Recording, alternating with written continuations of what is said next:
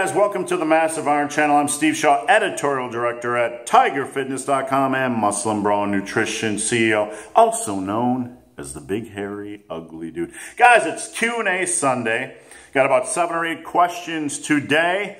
Before I get into the questions, I want to let you know I moved my Q&A from Saturday to Sunday. It's just easier because on Saturday I've been rushing around, having a little bit of fun. Yesterday I went and did a 4-mile hike. Just hard to get my Q&A videos out on time on Saturday, so I'm moving them to Sunday, so don't panic. The gains are still coming.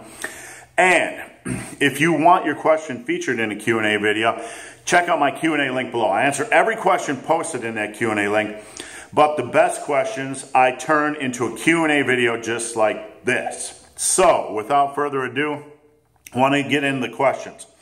DaveH asked me what YouTube channels I follow. What YouTube channels do I fit into my busy schedule? And there's basically three channels that I follow, Dave. First one is Mark Lobliner, Tiger Fitness.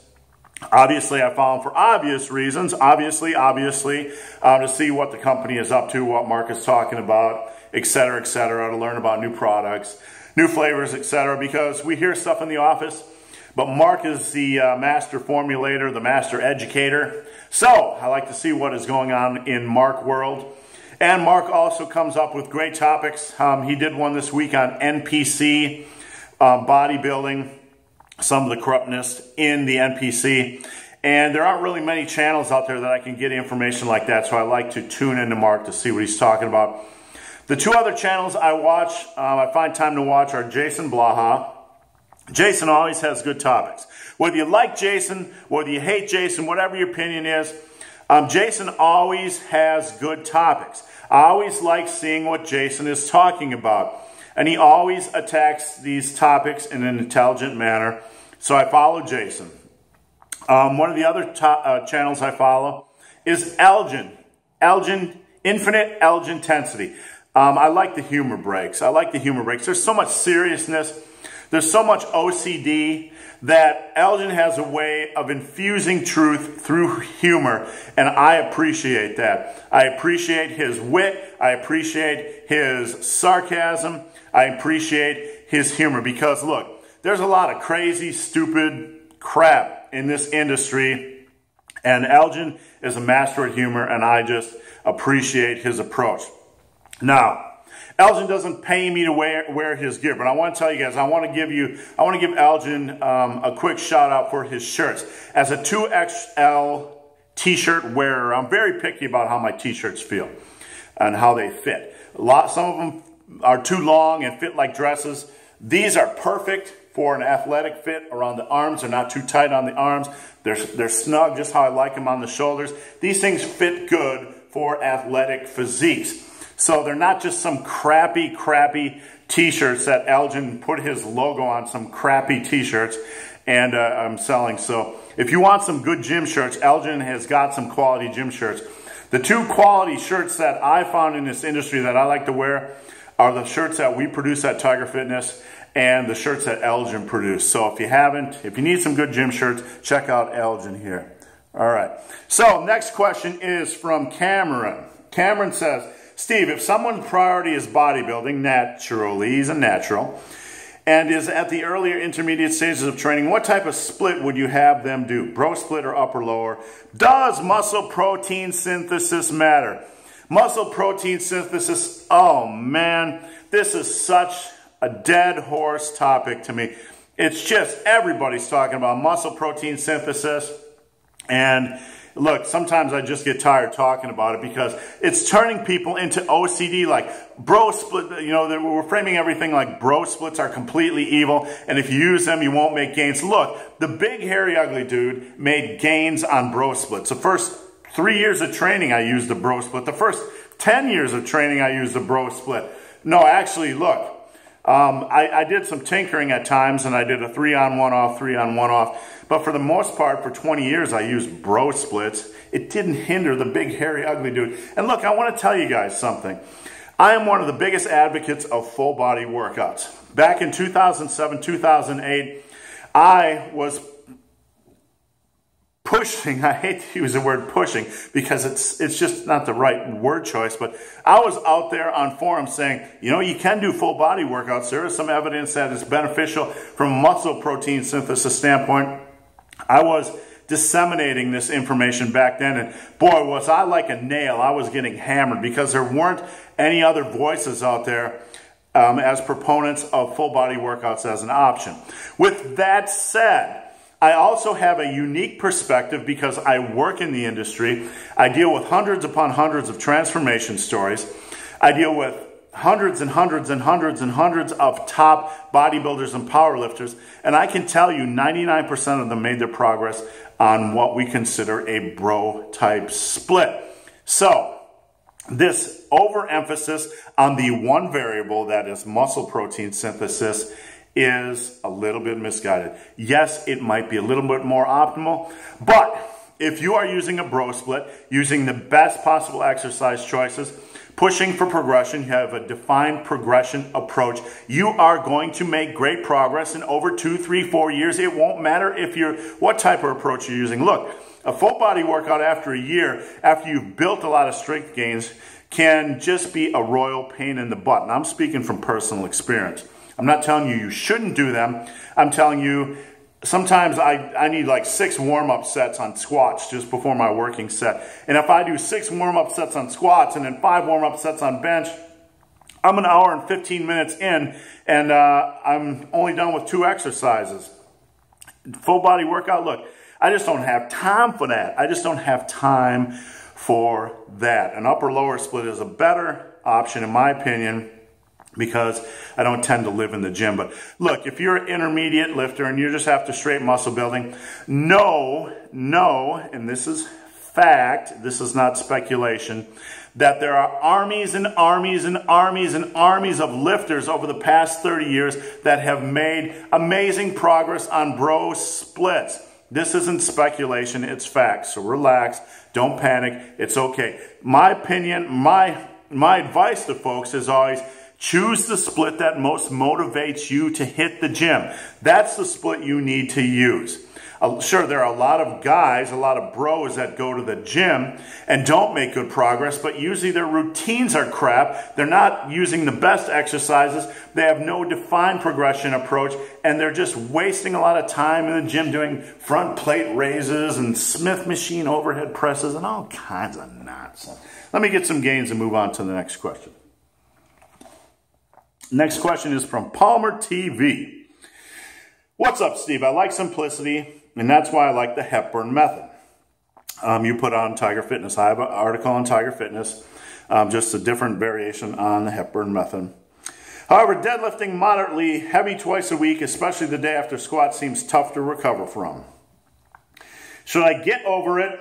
Or is there some alternative way to go about the deadlift in this program, like using stiff legs or other variations? Look, that can be very difficult. Like the Hepburn method is basically 4 days a week.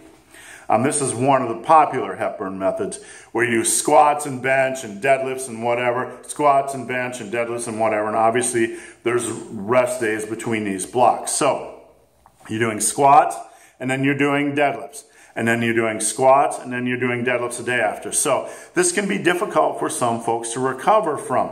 There are ways, Palmer, that you can program your deadlifts to make them less taxing, to basically build up your conditioning level, build up your ability to handle this type of program. You could move your deadlifts to 3 to 5 inches off of the ground and work them twice a week. This seems like a minor change. Some of you might be dismissing this type of change, but I have found that when you move your deadlifts off the ground, that they're less taxing on the lower back, and I can generally deadlift more frequently when I'm pulling from a higher starting position. So I would probably try 5 inches off the ground. See if you can do that twice a week. If not, then I would say, okay, I'm only going to deadlift once a week.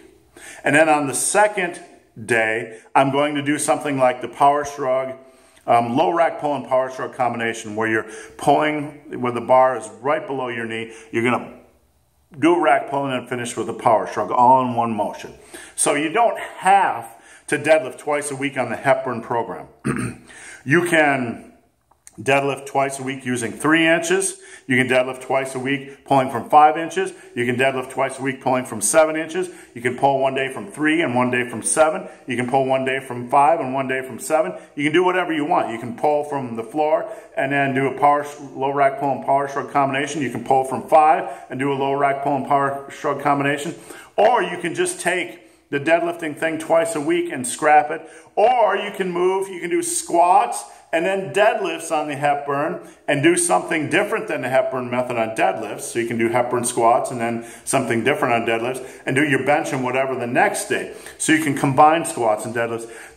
You can do a ton of things, and it's okay to break the rules and morph this program to fit your needs. In fact, I encourage it. So Palmer, I hope that has helped. Next question is from LukaWanaBbig. Steve, what is your thought on deadlifts and back work overlap? Deadlifts are always on lower body days in the upper lowers that I program. And he says, I feel my mid-back, lower traps a lot when deadlifting. I think it's because of my leverages. Is this going to impede my back recovery? So he's saying when he deadlifts, he feels his traps and back, lower back, upper back. I do too. You should if you're deadlifting right. Now, just because you feel a muscle working doesn't mean you aren't going to be able to recover. When I schedule upper-lower splits, I do, on upper body days, I usually do a pull-up variation, like pull-ups or inverted rows. And on the next upper body day, I do a row variation, like dumbbell or barbell rows. And usually I do a deadlift on lower body days. So I do deadlifts on lower body days.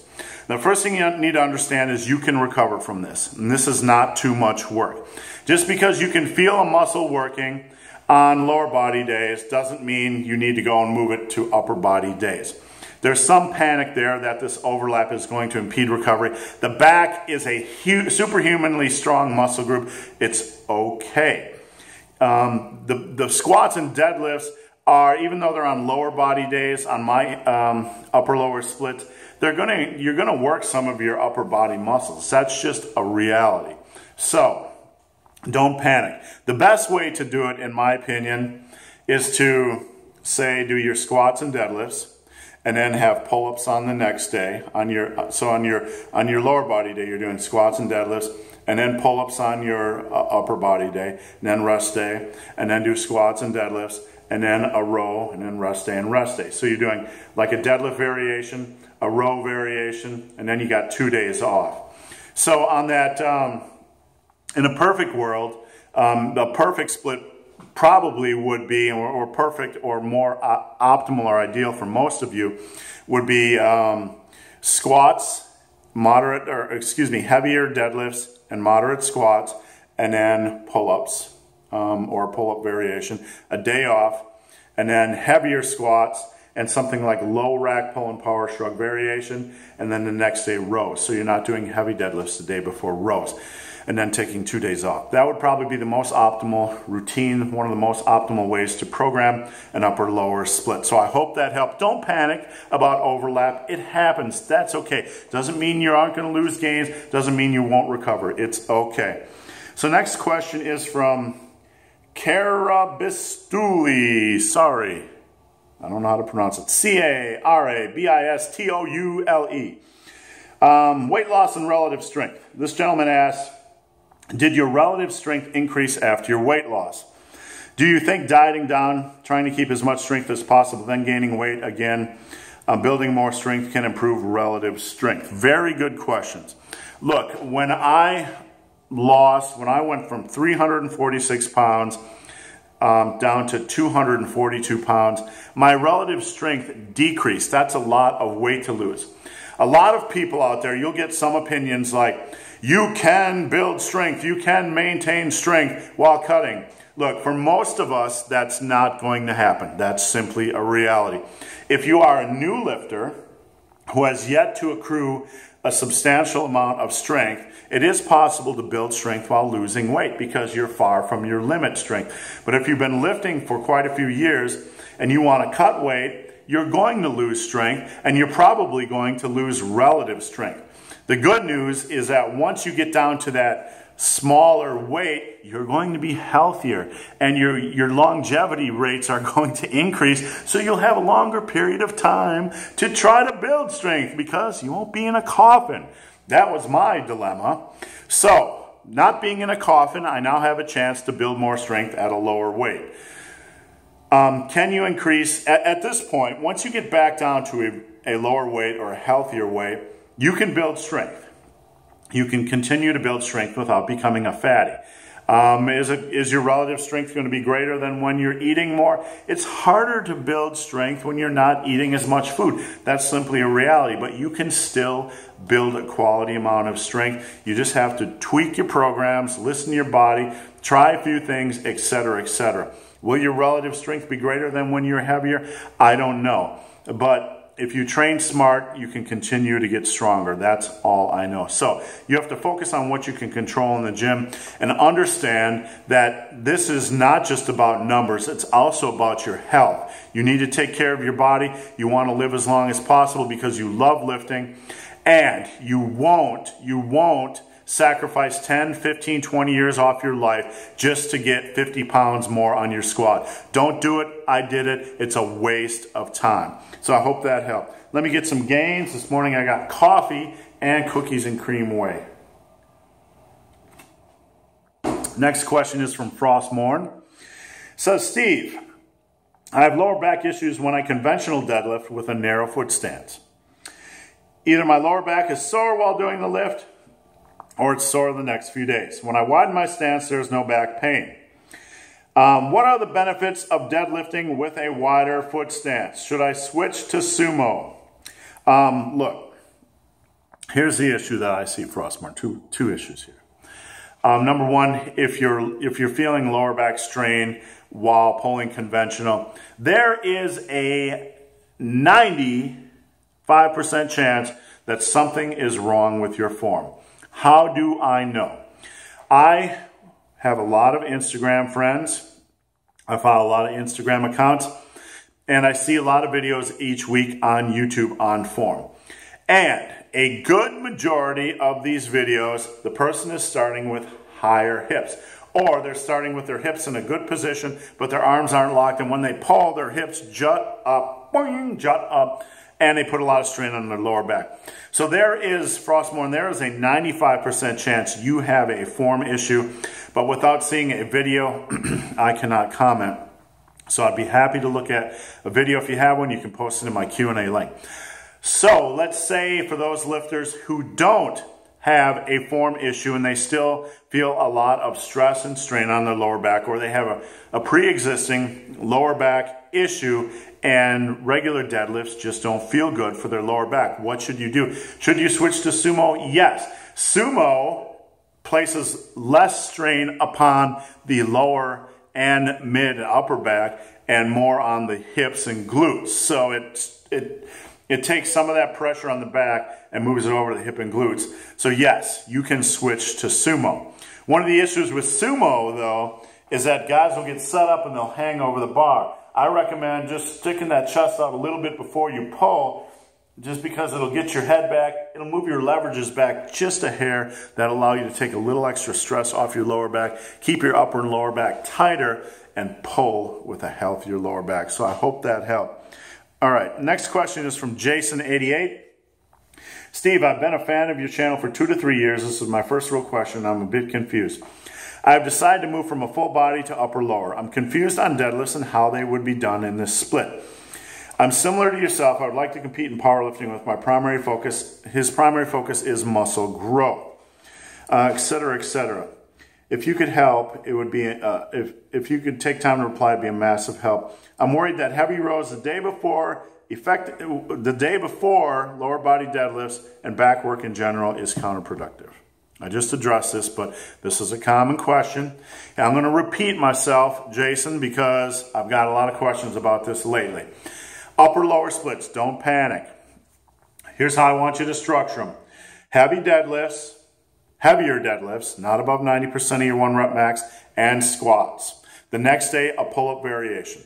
This is on your upper body day. So when you're doing your upper body work, you're going to do pull-ups or inverted rows or whatever. You're going to take a day off. And you're going to come back and you're going to do your heavier squats. And you're going to do like a low rack pull and power shrug. And then that's on your lower body day. On your upper body day, then you'll do dumbbell or barbell rows and take 2 days off. You structure it like that. It's more lower back friendly. It's more balanced. And you'll make all kinds of back and deadlift gains. So I hope that has helped. Last question is from Flavio Gil. Steve, I switched to upper lower as you suggested. For my lower body days, I will do squats and rack pulls on one day and deadlifts and 20 rep squats on the lower body day. Do you think, he has a couple questions. Do you think, first one, 20 rep squats after deadlifts is way too hard, or is it a good choice?